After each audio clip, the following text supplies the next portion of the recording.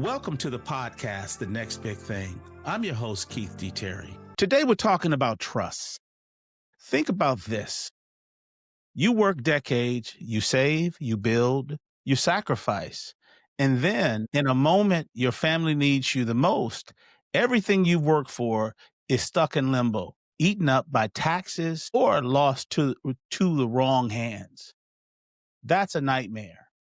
Now, the dream is to know that what you've built actually lasts. It supports your loved ones, protects your business, and is passed down the way you intended it to be. Today's discussion is all about that.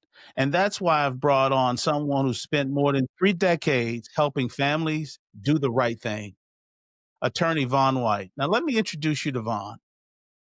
My guest today is Attorney Von White, an advocate for change with over 30 years of experience in both civil and criminal law.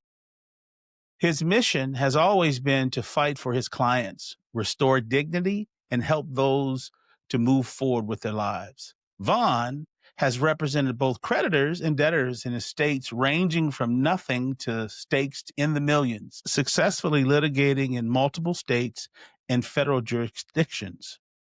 What makes him stand out is not just his legal expertise, but his heart. As a fluent Spanish speaker, he ensures every client truly understands the process. Outside the courtroom, he's a committed volunteer supporting organizations like Hope Worldwide and the Chicago Skyline After School Project. He's licensed in Illinois and admitted to practice before the United States, check this out, Supreme Court. Von brings both depth of experience and a deep sense of purpose to his work. And today we're going to enjoy that conversation. And I might add, he's a member of Kappa Alpha Psi Fraternity Incorporated. Absolutely. Greatest fraternity in the world. Von, welcome to the show. How are you, my friend?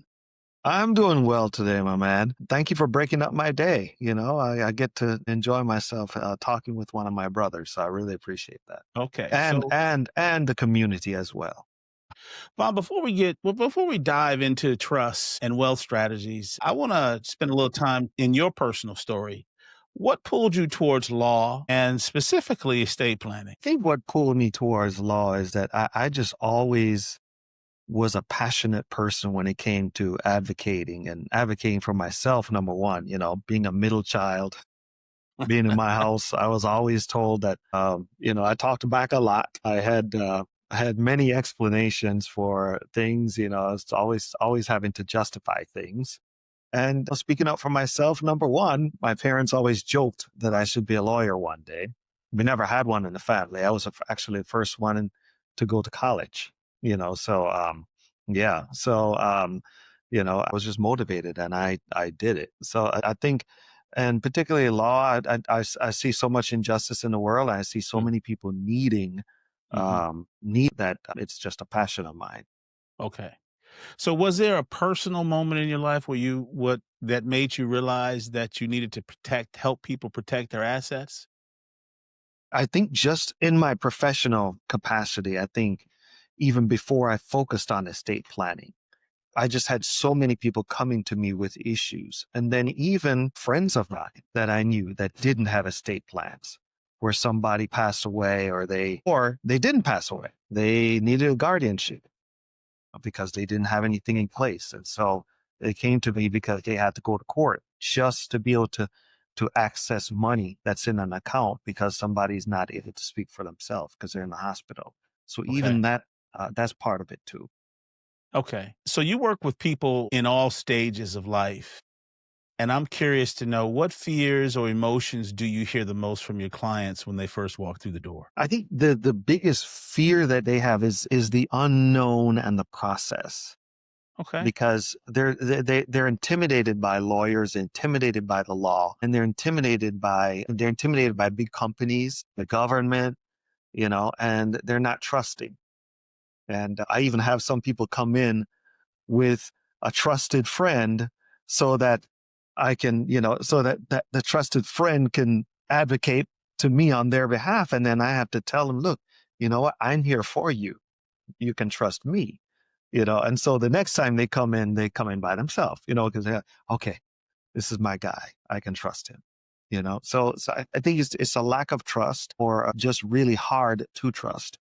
for many people, especially when Okay. they just don't know. A Hmm. lot of people like me, like you, we're at that age where life's not promised and you work and you want to pass it on to your heir. Looking back on your own personal journey, kind of an interesting question for you. What does legacy mean to you? Legacy means to me um, what I'm going to be remembered for, Okay. you know, and it's not just at your funeral, with many of us think that's what it is. Oh, there were 200 people at my funeral, or there were 1,000 people at my funeral or whatever. It's not that. A year from now, 5 years from now, or even, even talking to the people that never met you. This is what your grandfather was like. This is what your great uncle was like. And to be remembered for, what I did for my family and my community. So that's first and foremost. And then in that, protecting what you've built, and not letting it go to waste. So that's what it means to me personally. I concur. I like how you framed it. It's how you're going to be remembered when you're gone. I like that. I Hmm. like that. Yeah. I'm at that Yeah. age now where, I was having a conversation the other day where when you're young and you're youthful, you think you can do any and everything. I remember seeing Jaws for the first time. I thought I can swim inside the shark's mouth and survive, man. Now Well, I you're think braver back, than me, bro. Brother, you're braver than me. right. So let's get into it now. For someone, hearing the word trust for the first time, explain it. What exactly is it? A trust is a vehicle. It's a document. It's an instrument that is created that will own your assets.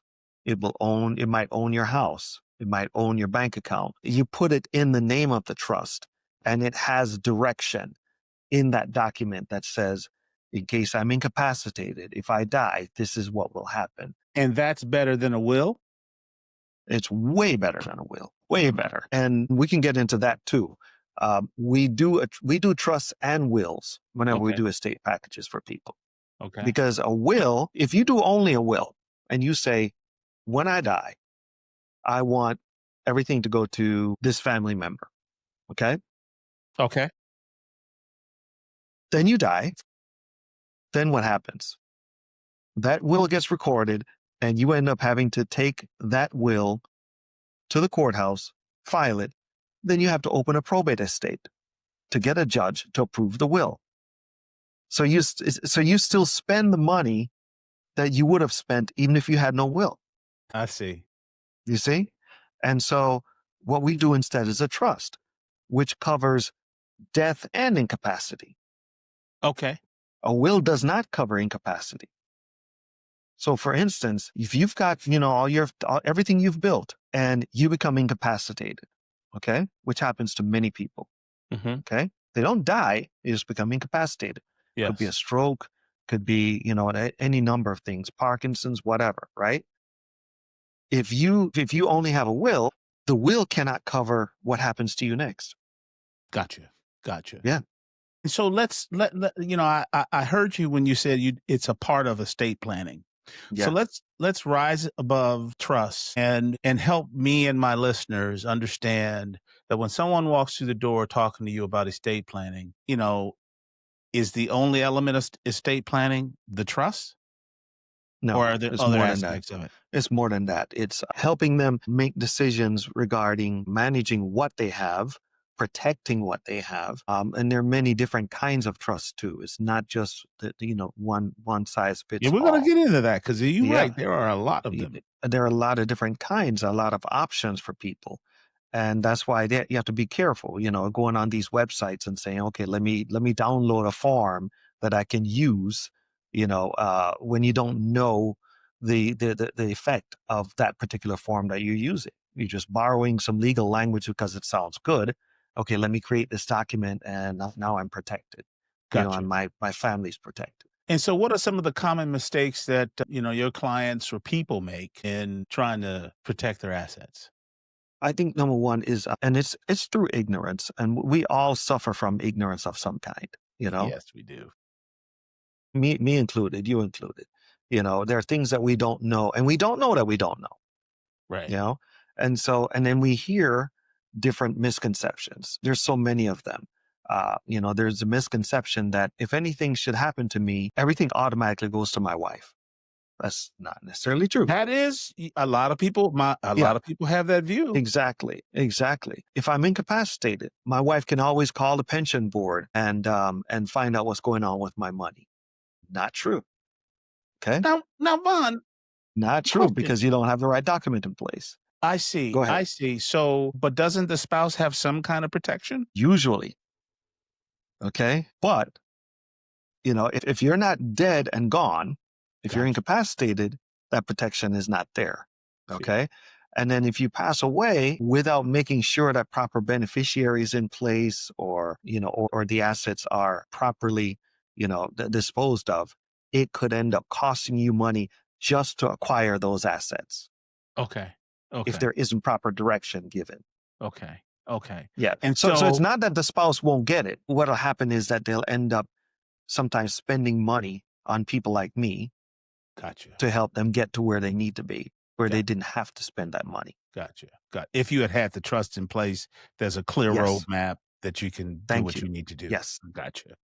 And so, um, if you don't have money, I mean, because when you think about the average American, when you start thinking about the different tribes of people across this land, some folks have a nest egg of a couple 100,000, some million, some 20,000. Is a trust only for the upper middle class? How would you delineate a trust placement? Do them for people who have very little and for people who have a lot. And I tell them, look, you need to make a clear roadmap for your legacy, regardless of the size of that legacy. I recently did one for a lady she didn't own any real estate, and performs and writes music. I see. And so the main thing in her trust is her musical equipment. Oh.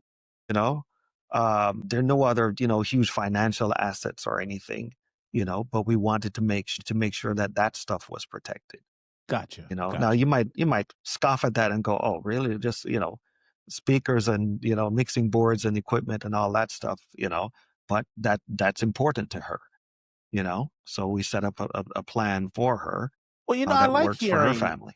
Yeah, I like hearing that everyone should consider, a trust, because let's face it, another man's trash is another man's treasure. And I'm just sitting there thinking that, when you're not around, the trust can protect the little assets that you have and it can direct it to where it needs to go. Can trust really protect you from creditors or lawsuits? And that's another misconception as well. In my 30 plus years, I have sued people who had assets in trust Okay. and gotten to those assets. Okay.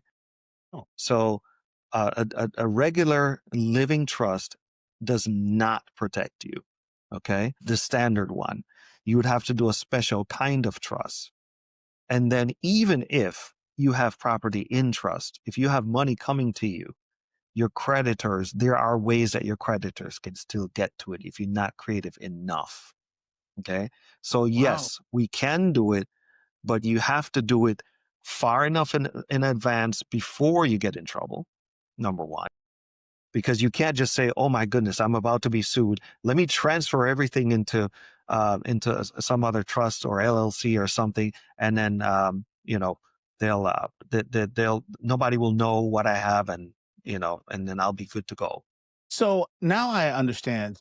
There are several, I did my research. There's several different types of trust. There's an irrevocable trust. There's a special Right. need trust.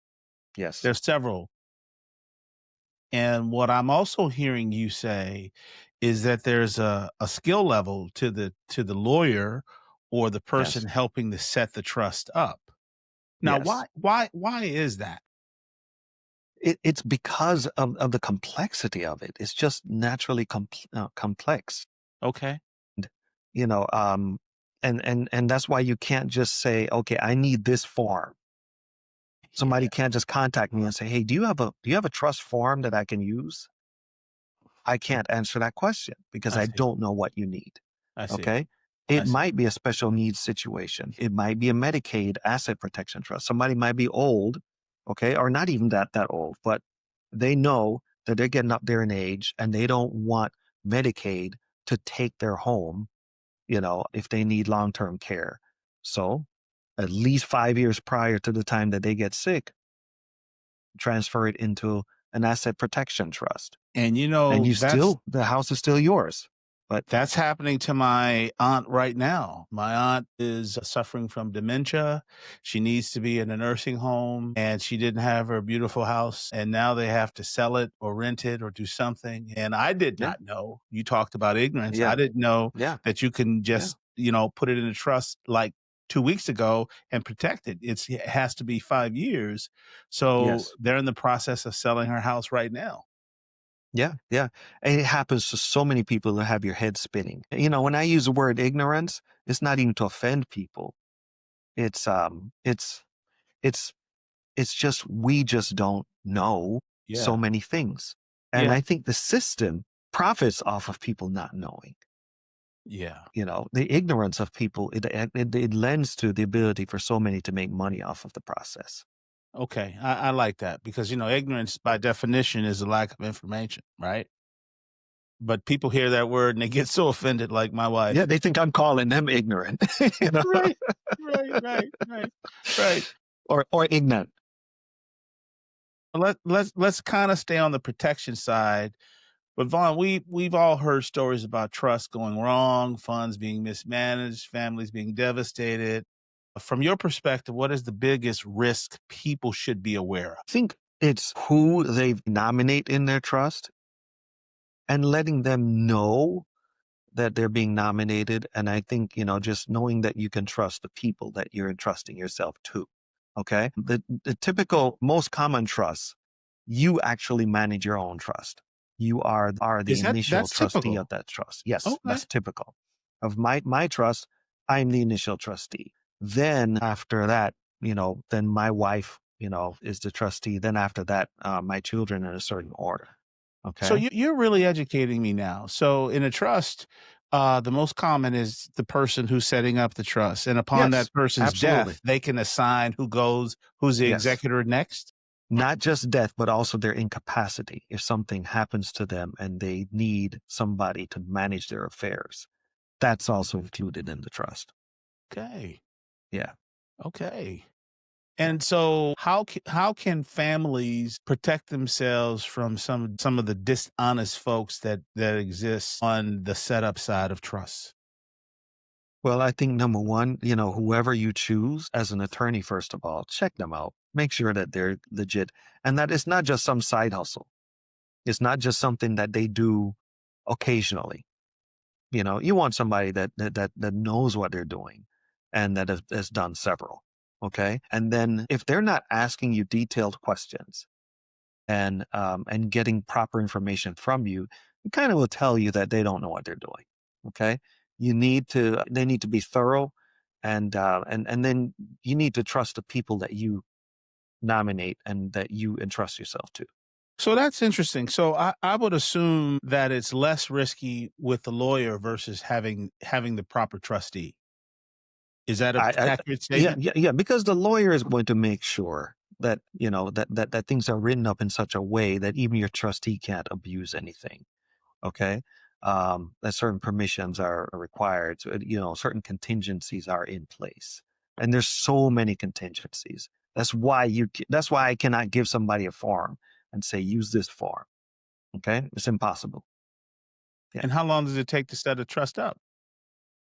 My process, I usually typically will see somebody an initial meeting, then maybe 2 weeks later, unless if there's no emergency, happening, if they're not, close to their deathbed or something, and or if they're not leaving the country, in a week and they absolutely need to do this and we don't need to rush through it. Typically, it would take anywhere from 2 weeks to a month because we want to be thorough. Yes. We want to be thorough. We're not rushing through and spitting something out as fast as we can. It's actually just doing what's best for the client and having them review it and make multiple changes so that we can come up with a great product. Okay. Okay. So let's shift a little bit. The way I have this title, I have it titled "Protect It, Grow It, and Pass It On." Is it accurate that trust can also be used to grow your wealth too? You know, it's part of the vehicle as you're growing it. It's just the entity. The trust is really an entity. Okay. So it will not by itself produce any growth. You still produce the growth, or your company produces the growth, or your financial advisor helps you produce the growth, or your investment vehicle produces the growth. But your trust would own that vehicle, or Gotcha. your trust would be who your financial person is going to report to as you're Gotcha. building your wealth. So it's part of the growing process, but it's not going to generate the growing process. I got you. I got you. So let's talk. You have two groups of people. You have regular husband and wife, and now you have an entrepreneur. Should they be thinking about trust differently? And break that down for me and my listeners. I don't see a huge difference between the two. If you run a business, you want to make sure that business is protected, and you want to have succession planning. Hmm. Most of us don't think about succession planning at all in our business. We're gonna live forever, man. You're going to live forever, and if you drop dead, or if you're in the hospital all of a sudden, what happens to your operation?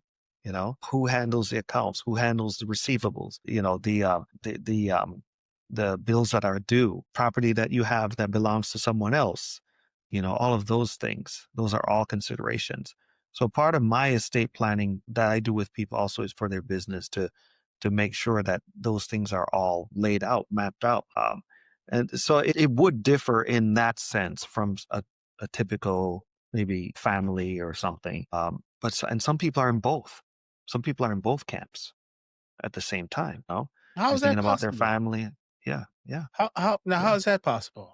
Well, if they're a business owner, but they're also a family person. So for many people, they're doing multiple parts of estate planning as one person. Yeah, yeah. Okay. Providing for different scenarios, like the two you mentioned. Okay. If I And so understood the question correctly. okay. And so right now, do the laws or the legal structure for setting up a trust, does it change often? Not very at all. And frankly, one of the biggest questions that I get asked is, well, I'm thinking of moving to Florida, or I'm thinking of moving to North Carolina soon, or whatever. Should I wait till I move to the other state to set it up? Because no, it doesn't work like that. Typically, states are copycats when it comes to this estate planning law. And so, and there's also a uniform code that they pretty much use, and they tend to stick to the script and mimic each other with our estate planning laws. They're not all exactly the same, but if your trust was valid in one state, it gets respected in the next state. That's an interesting point. Um, you know, in one of the companies that I was a part of, a startup, we were incorporated in Delaware. And so when I think of a trust, because I need to set one up myself, I don't have a trust, I have a will, of course. Um, and I didn't think that the trust law was pertinent from a state perspective. So what I'm Hmm. hearing you say, the only trust you can have is in the state you physically live. Right. And that's not true. You set it up in the state that you live in, right? Okay, please explain. Right. Okay. Yeah. So for instance, I'm an Illinois resident. So I'm going to set up my trust here in Illinois. But I don't want to get too complicated, but you can have multiple trusts, by the way. No, Just please like you do. can have multiple Yeah. companies, you know? Okay. So you can set up a trust, uh, that your wife's assets are protected in that trust. You can set up a trust for your children separate from your own trust. You can set up multiple trusts for one person. It's not very common. Okay. You don't do that, but Right. it is still possible. It is still possible. Yes, it's still possible. And you're not limited. Like, okay, you have a trust. That's the only trust you can have. That's not true. Okay. Okay. And so But and so but there might be situations where somebody might set that up. Just like you can set up multiple LLC. yes, and a lot of people do that. Yeah, a lot of people do that. And so why would someone have a living trust if it doesn't protect you? Is it in the case of sudden death? I mean, because even in sudden death, it goes to probate, doesn't it? It won't go to probate if you have the trust. And that's what the trust saves you from. The trust has an automatic feature in the trust. If you die, the moment you die, the new trustee will have direction, pay this person, pay that person, divide my assets, do this, do that. Okay. Without seeing a judge, without seeing a lawyer, which is beautiful, Yeah. saving you tens of thousands of dollars. If I get incapacitated, if I get sick, something happens to me, I can't function, my successor trustee will do X, Y, and Z, will manage my affairs, will secure the interests of my company, will do this, will do that without seeing a judge. I'll give you an example. Okay. And I had a couple that came to me, and the gentleman was very, very sick and had really bad dementia. And he had some money tied up with his pension, and they needed to get to that money. And they wouldn't talk to her. She's a Wow. beneficiary. She was a beneficiary on the account, but he's not dead. See? Wow. So they would only take effect if he was dead. Then she could talk to them and say, "Hey, we need access to that money." So I went to the hospital to see him, the rehab center to see him, and he was in bad shape. Couldn't even understand anything I was saying to him. So I looked at her and I said, "We have to go to court." And so I filed a guardianship petition on his behalf, and it cost some good money for me to do that. I filed it, did everything that I was supposed to do. The day before we were going to go to guardianship court to get that guardianship order so that we can talk to the pension board, so that we can get his money. Then he passed away right before, the day before. Mm. So Wow. we went through all that wheel spinning, and they spent a lot of money. And I felt bad because I was like, wow, I mean, I still provided an important service, but it's a step that could have been avoided Gotcha. with proper planning. So help me to understand the cost of setting up a trust. How costly is it? I mean, I know there's a range depending on the complexity of your assets, but Yes, there is a range. And, with anything, with any kind of service, one of the things that you always have to watch out for, okay? Just like any service that you order for your home or personally or anything, if somebody comes in really, really, really low, it has to raise an eyebrow. yeah, You know, yeah. a true professional, if somebody is worth the service, it will end up sometimes being a little bit more. But I would generally say you can expect the range to be somewhere around, $3,000 to maybe $7,000 or Okay. more, depending Okay. on the size Okay. of the trust. Yeah. It could also, this is depend on the size of the assets. So it could go even beyond that sometimes. It's Gotcha. just very complicated. Well, I know it's Now, not. contrast that though with going to court and paying lawyers and I, paying I a retainer. I have. I have. I mean, the one thing in life I've realized is you pay for what you get. And I agree with you. I just know that incorporating some of my companies, people, you can do it online Mm-hmm. or you can go to a professional who's asking you a number of different questions, which kind of segues me into, are there generational differences that you're seeing? We got millennials, we've got Gen Z, baby boomers. Are they thinking differently about their legacy, about their assets? Because there are some very wealthy millennials and there's some very wealthy Gen Zers. Mm-hmm. What are you seeing? I'm going to speak to that. I recently talked to a group of young people. There's this young professional group in our church that met, and they like to talk about topics sometimes, and they asked me to come and speak to them. I was shocked how they were just so attentive to what I was saying and taking it very, very seriously.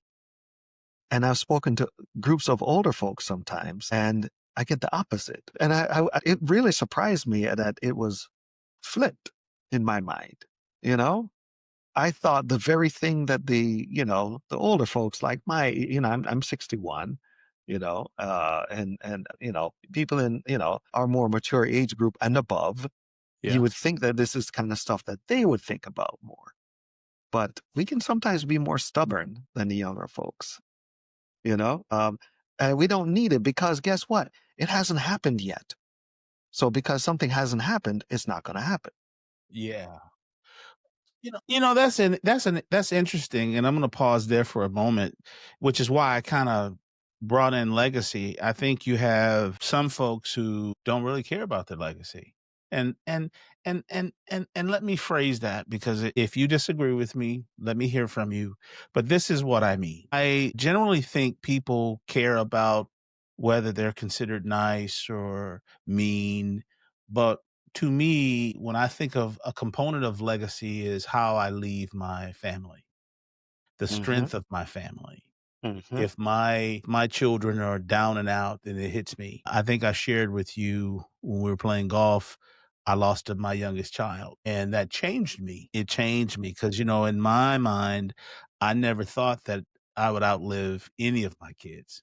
So as I think about legacy now, I think about, yes, Keith's done some good work, Vaughn's done some good work, but if I've left my family destitute upon my death, then I don't think my legacy is so great. Now, that's my definition. I don't know if other folks have it, which is why I asked the question about the differences in generation. Because earlier I said at how was I 18, full of piss and vinegar, that I could swim inside of the mouth of a shark and survive. Now I real now I don't even want to go into the Right. water. Right. No, so that's where Right. I am. And so when you think about helping families, let's elevate this a little bit to estate planning. By the way, I agree with you, what you said. Okay. Yes. Go ahead. So when we think about estate planning, how should folks help people think about how they should approach someone like you and how they should build their team? First of all, just take inventory. And I can't tell you how many people I've dealt with who tell me, Vaughn, I don't have anything. So I don't need to do this. Literally, they say they have nothing. And I talk to them further, and it turns out they have a house. Yeah, Okay. They have cars. They have a retirement account. They have life insurance. They have children. They have grandchildren sometimes, you know? And I'm like, what do you mean you have nothing? Okay.